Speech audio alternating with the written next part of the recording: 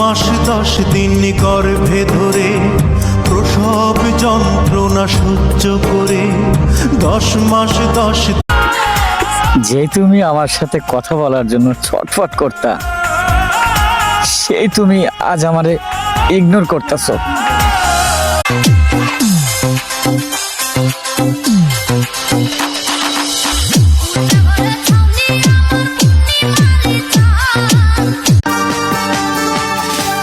সব কিছু চোখ মেলে মেনে নেওয়া যায়, চলো না মেনে নেওয়া যায় না জীবন। এমন একজনের মনে রাখছি, তার সাথে কথা বলতে ভয় লাগে আর ভুলতে গেলেও মায়া লাগে।